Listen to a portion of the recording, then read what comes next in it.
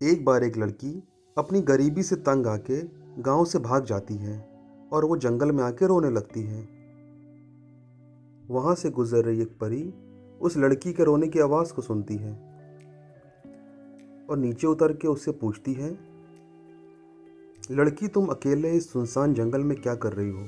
क्या तुम्हें कोई परेशानी है? इस पर लड़की बताती है, मैं एक गरीब लड़की हूँ और अपनी गरीबी से परेशान होकर गांव से भाग आई हूँ। परी कहती है, रो मत, मैं एक इच्छा परी हूँ और मैं तुम्हारी कोई भी 3 इच्छाओं को पूरा कर सकती हूँ। इस पे लड़की पूछती है, क्या सच में तुम मेरी 3 इच्छाएं पूरी कर सकती हो? कहीं तुम झूठ तो नहीं बोल रही हो? कहीं ये कोई मजाक तो नहीं है? इस पे परी मुस्कुरा के कहती है, अरे परियां कभी झूठ नहीं बोलती, तुम मुझसे कोई भी 3 इच्छाएं मांग सकती हो। लड़की कहती है कि उसकी पहली इच्छा है कि परी उसे एक खूबसूरत सी लड़की बना दे। इस पे परी कहती है कि तुम तो पहले से ही खूबसूरत हो और मन की खूबसूरती ज़्यादा मायने रखती है ना कि शरीर की। लेकिन लड़की अपनी बात पे अड़ी रहती है कि उसे खूबसूरत बनना है। लड़की कहती है, परी प्लीज़ मेरी इस पहली इच्छा को पूरा कर दो। पर जब लड़की नहीं मानती है तो परी अपने जादू से उसे खूबसूरत बना देती है। लड़की अपने आप को खूबसूरत हुआ देख बहुत खुश होती है और साथ ही इच्छा परी का धन्यवाद भी करती है। फिर वो लड़की अपनी दूसरी इच्छा मांगती है। लड़की कहती है कि उसकी दूसरी इच्छा है कि उसके पास रहने के लिए एक बहुत ही आलीशान सा महल हो। उसकी बात सुन के परी जादू करती है और देखते ही देखते वहाँ एक आलीशान महल खड़ा हो जाता है। अपने लिए बना महल देख के लड़की बहुत खुश होती है।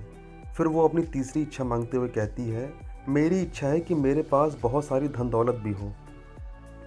इस बार परी फिर से जादू करती है और देखते ही देखते वहाँ दौलत का अंबार लग जाता है।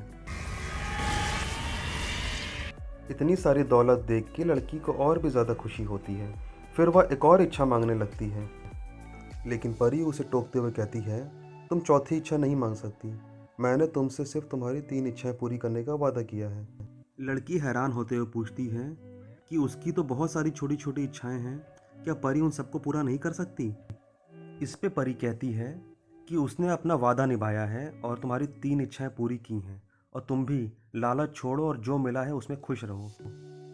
परी की बात सुन के वो लड़की चिढ़ जाती है और सोचने लगती है कि ये कैसी इच्छा परी है, इसका काम है लोगों की हर इच्छा को पूरा करना और ये मेरी इच्छा पूरी करने से मना कर रही है।